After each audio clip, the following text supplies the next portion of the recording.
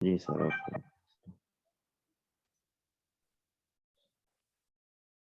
ये इनवेरियंस वाले टॉपिक को छोड़ें। सही है। तो किसी भी फंक्शन का अगर आपको डेल डेल कैलकुलेट करने का कह दिया जाए तो ये एग्जांपल 1 आप वैसे ट्राई कीजिएगा। ग्रेडियंट फाइंड करके किसी प्रोडक्ट को पुट ये किसी पॉइंट को पुट किया हुआ है यहाँ पे। ठीक है। तो ग्रेडियंट और बाकी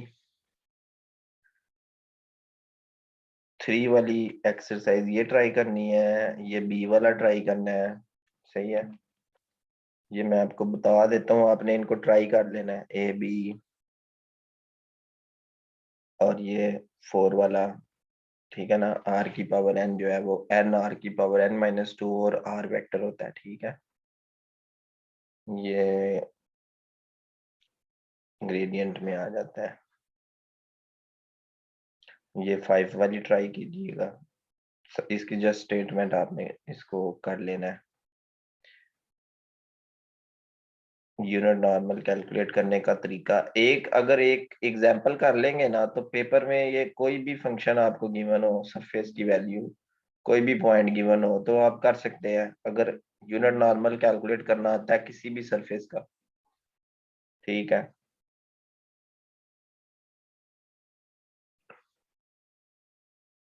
मैं वैसे बता रहा हूँ आपको, ये 9 वाली। अब जो प्रॉब्लम 9 है ना, इसकी ब्यूटी क्या है, इस प्रॉब्लम की जो खूबसूरती है वो ये है कि मैक्सिमम मैक्सिमम डायरेक्शनल डेरिवेटिव का फार्मूला क्या होता है। तो अगर कहा जाए ना मैक्सिमम डायरेक्शनल डेरिवेटिव, तो जस्ट आपने डेल फाई का मॉड कर लेना है। ठीक है। तो जब आप डेल फाई का मॉड कर लेंगे तो वही वैल्यू मैक्सिमम होगी। ठीक है। मतलब कि ग्रेडियंट करके ना फाइंड, तो उसका मॉड कर लेंगे तो वो मैक्सिमम डायरेक्शनल डेरिवेटिव हो जाएगा, जो किसकी डायरेक्शन में होगा, डेल फाई की डायरेक्शन में। ये भी क्वेश्चन आ सकता है। एक प्रॉब्लम कर लीजिएगा सॉल्व, प्रॉब्लम 10। प्रॉब्लम 10 में तरीका बताया हुआ है कि किसी भी स्केलर पॉइंट फंक्शन, ये आ गया, किसी भी स्केलर पॉइंट फंक्शन का किसी पॉइंट पे किसी वेक्टर की डायरेक्शन में डायरेक्शनल डेरिवेटिव कैसे फाइंड करते हैं। तो ये आपके पास तरीका है। इसको थोड़ा थोड़ा बता दूं तो ये है कि सबसे पहले नंबर पे आपने ग्रेडियंट फाइंड कर लेना है उस पॉइंट पे। ग्रेडियंट आ जाएगा, ये ग्रेडियंट आ गया, इस ग्रेडियंट का यूनिट वेक्टर फाइंड कर लिया। सॉरी, इस ग्रेडियंट को रहने दिया, ये जो वेक्टर है ना आपके पास, इस वेक्टर की डायरेक्शन में एक यूनिट वेक्टर फाइंड कर लिया। ये जो यूनिट वेक्टर है ये इस गिवन वेक्टर की डायरेक्शन में है। और फिर आपने फार्मूला के मुताबिक डॉट प्रोडक्ट कर लेंगे तो आपके पास ये वैल्यू आ जाएगी। ये वो जो होगा ना, ये पॉजिटिव होगा तो जो डायरेक्शनल डेरिवेटिव है इंक्रीजिंग होगा, मतलब जो फाई है वो इंक्रीजिंग होगा उस वेक्टर की डायरेक्शन में। और अगर ये डायरेक्शनल डेरिवेटिव नेगेटिव आ जाएगा तो फाई जो होगा वो डिक्रीजिंग होगा इस वेक्टर की डायरेक्शन में। ठीक है। तो ये वो कह रहा है कि मैक्सिमम या मिनिमम ये बताना है, तो ये प्रॉब्लम 11 को ट्राई करें। एंगल बिटवीन टू सरफेसेस कैसे फाइंड करना है। प्रॉब्लम 12 भी इंपॉर्टेंट है कि दो सरफेसेस है, ये पहला सरफेस है, ये दूसरा सरफेस है। याद रहे कि सरफेस की आउटपुट में कोई ना कोई इमेज होती है। जैसे ये पहला जो सरफेस है ये स्फीयर है, sphere of radius 3 centred at 0, और ये दूसरा, ये मेरा ख्याल है ये कौन है। तो इन दोनों के दरमियान में जो एंगल बन रहा है वो क्या बन रहा है। ठीक है। तो वो तरीका ये है कि डेल फाई 1 कर लिया, डेल फाई 2 कर लिया, और फिर उनका डॉट प्रोडक्ट कर लिया। तो डेल फाई 1 इसको फाई 1 कह लिया, इसको फाई 2 कह लिया, और इस पॉइंट पे इनका एंगल फाइंड कर लिया।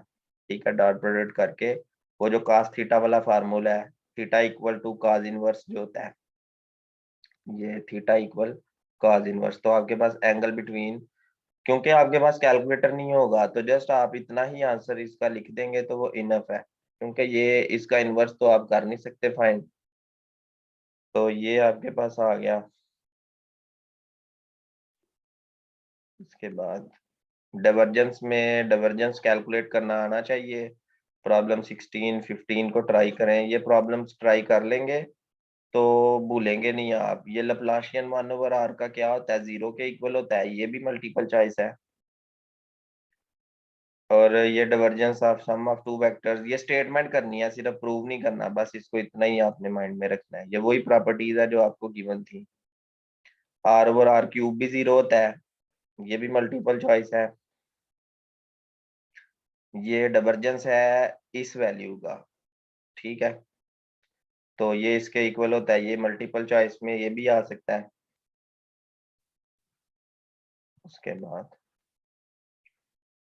कर्ल में आ जाए, कर्ल आपको फाइंड करना आना चाहिए किसी भी वेक्टर का। तो जैसे ये एक वेक्टर पॉइंट फंक्शन है, इस वेक्टर पॉइंट फंक्शन का इस पॉइंट पे कर्ल फाइंड करना है। तो कर्ल को डिटर्मिनेंट की फॉर्म में लिख लिया, इस डिटर्मिनेंट को ओपन किया तो आपके पास ये वैल्यू आ गई, सॉरी कौन सी वैल्यू आ गई, ये वैल्यू आ गई। इस वैल्यू में अब लास्ट में यहाँ पे पॉइंट पुट करना है 1 - 1 1। तो जब इसमें 1 - 1 1 पुट करेंगे, ये x की वैल्यू है, ये y की वैल्यू, ये z की वैल्यू, तो जब इसको यहाँ पे पुट करेंगे आपके पास ये आ जाएगा। तो ये इसका कर्ल होगा उस पॉइंट पे, ठीक है। उसके बाद अगर कर्ल किसी वेक्टर का 0 होगा तो फिर डाइवर्जेंस ऑफ उस वेक्टर का पोजीशन वेक्टर से डाइवर्जेंस क्या होगा, उस वेक्टर का क्रॉस प्रोडक्ट करें पोजीशन वेक्टर से और डाइवर्जेंस का आंसर क्या आएगा।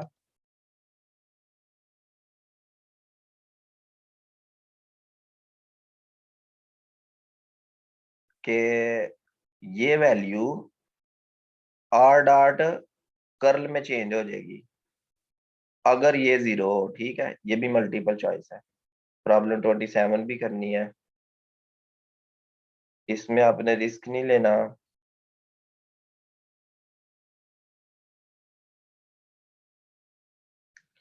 तो ये देखें जी, कर्ल और एफ आर, कर्ल और एफ आर किसके इक्वल होता है, 0 के। उसके बाद कर्ल कर्ल ए, कर्ल कर्ल ए इसके इक्वल होता है। ये वैल्यू आपने, ये 29 की स्टेटमेंट को आपने ध्यान में रखना है। उसके बाद ये एंगुलर मोमेंटम, एंगुलर मोमेंटम की फॉर्म में ये प्रॉब्लम 30 है, ये आप इसको देखिएगा।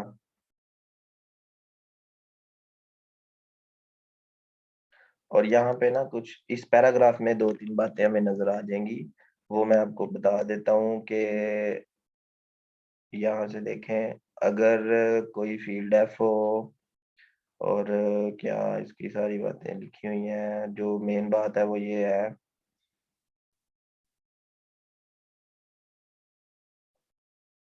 कर्ल एफ नॉन जीरो होगा, और अगर कर्ल एफ 0 होगा, ये चीज है। ये देखें, अगर कर्ल एफ का आंसर 0 आ जाए तो एफ को इररोटेशनल बोलेंगे, ठीक है। और अगर अगर कर्ल एफ नॉन जीरो आए तो फिर एफ को बोलेंगे रोटेशनल, और रोटेशनल फील्ड को वोटेक्स फील्ड कहते हैं, ठीक है। ये मल्टीपल चॉइसेस है, जो मैंने बात बोली है वो आप दोबारा रिकॉर्डिंग में सुन सकते हैं। दोबारा बता देता हूँ कि अगर कर्ल 0 आएगा तो इररोटेशनल होगा, इररोटेशनल होगा, ठीक है।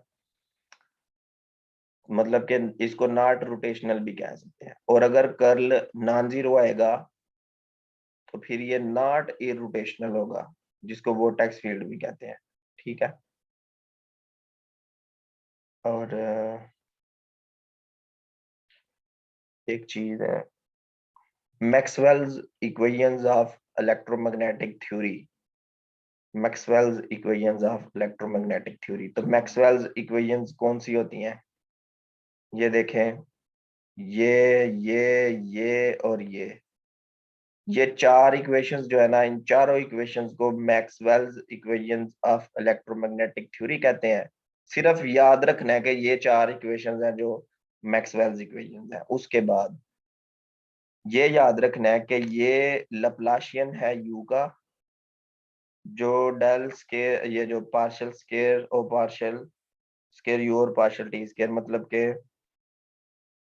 इसको अगर इसके इक्वल लिखा जाए तो ये आपके पास आ जाती है वेव इक्वेशन। ये मैंने आपको पॉपुलर इक्वेशंस में बताया था कि वेव इक्वेशन क्या होती है। ठीक है,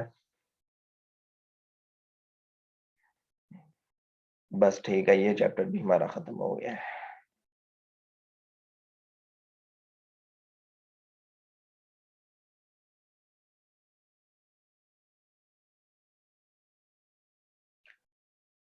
ये देख लीजिएगा, इसकी वैल्यू 3 r होती है, इसकी value f prime r over r होती है। ठीक है,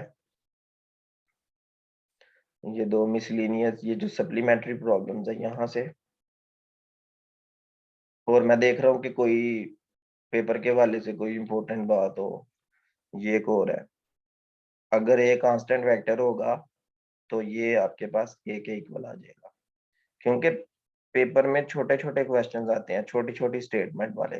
तो आपने खुद भी देख लेने हैं कि जो आपको इम्पोर्टेंट लगे वो आपने उसको अपने माइंड में रख लेना है।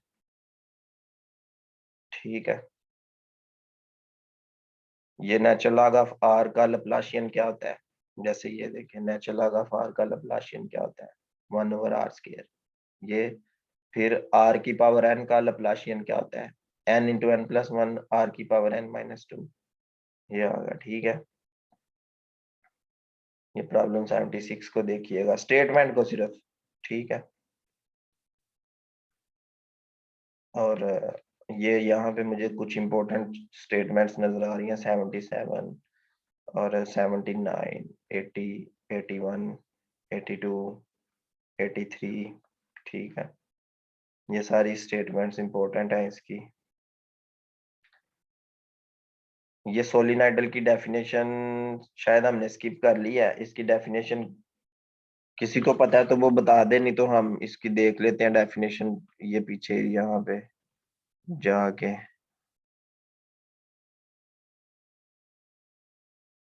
जी, सोलिनॉइडल की डेफिनेशन पता है किसी को? नहीं तो मुझे ढूंढनी पड़ेगी।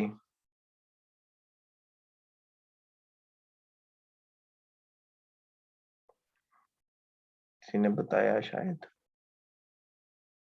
अगर डाइवर्जेंस 0 होगा तो उस वेक्टर को सोलिनॉइडल बोलेंगे। ठीक है, ये फार्मूला है, डेल डॉट ए 0 आएगा तो इस ए को सोलिनॉइडल बोलेंगे, ऐसे ही है।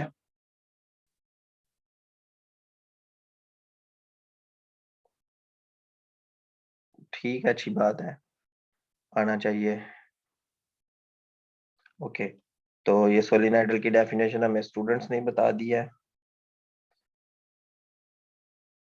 ये कोर्निकल डेल्टा भी आ गया, कोर्निकल डेल्टा, ये आपके पास कोर्निकल डेल्टा है। इसकी जस्ट डेफिनेशन देखें, कोर्निकल डेल्टा की वैल्यू 1 होती है जब दोनों इसके सिंबल सेम हो। और कोर्निकल डेल्टा जो होता है ना, जैसे ये डेल्टा एम एन है, तो इसको हम बोलेंगे partial x m over partial x, ये बाद वाला सिंबल एन। अब आप देखें कि अगर दोनों सेम हम कर लेते हैं तो ये नहीं हो जाएगा partial x m over partial x m? तो सेम वेरिएबल का उसी के रिस्पेक्ट डेरिवेटिव 1 होता है, तो ये 1 आ गया। और 0 कब है? जब दोनों डिफरेंट हो, मतलब कि आप ये समझें कि पार्शियल पार्शियल जी का विद रिस्पेक्ट टू एक्स करें तो 0 नहीं आएगा आंसर, क्योंकि दोनों वेरिएबल डिफरेंट हैं। तो कोर्निकल डेल्टा जब सेम होंगे तो 1 आएगा, ये एम और एन और डिफरेंट होंगे तो 0 आएगा। ठीक है, ओके, तो ये कोर्निकल डेल्टा की डेफिनेशन भी आपने माइंड में रखनी है।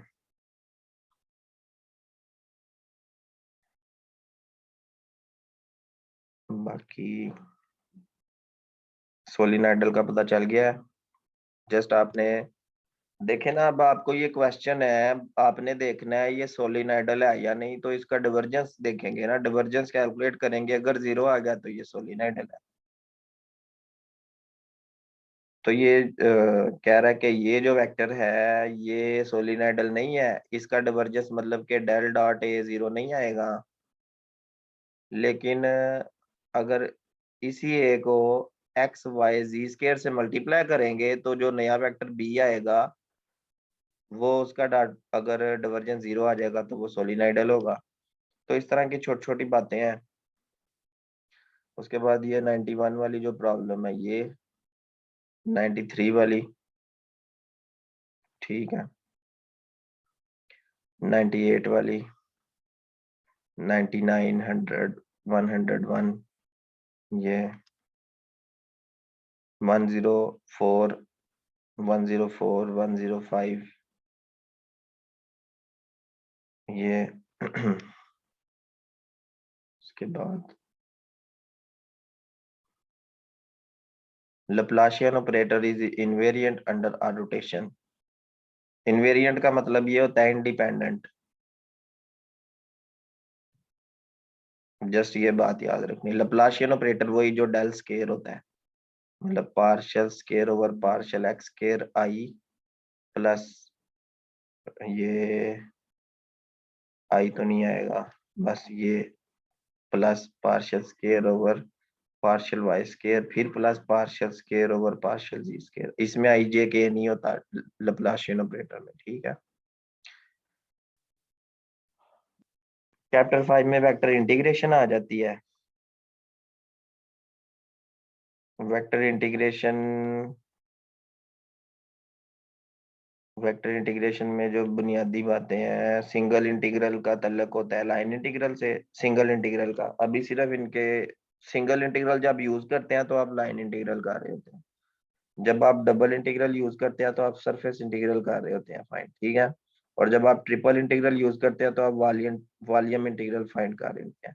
जस्ट ये आपको बेसिक कंसेप्ट मैंने बताना था कि सिंगल इंटीग्रल जब हो रहा होता है तो वो ये वेक्टर की थ्योरी में क्यों यूज करते हैं लाइन इंटीग्रल के लिए, डबल इंटीग्रल क्यों यूज करते हैं सरफेस इंटीग्रल के लिए, और ट्रिपल इंटीग्रल क्यों करते हैं जी यूज वॉल्यूम इंटीग्रल के लिए। अब इनकी वैल्यूज वगैरह देख लेते हैं। मैं कह रहा हूँ कि आज इतना काफी है, तो यहाँ से हम नेक्स्ट लेक्चर स्टार्ट करेंगे चैप्टर 5 से, ठीक है। किसी का कोई क्वेश्चन हो तो पूछ सकता है, अदरवाइज हम वाइंड अप करते हैं इसको अब। जी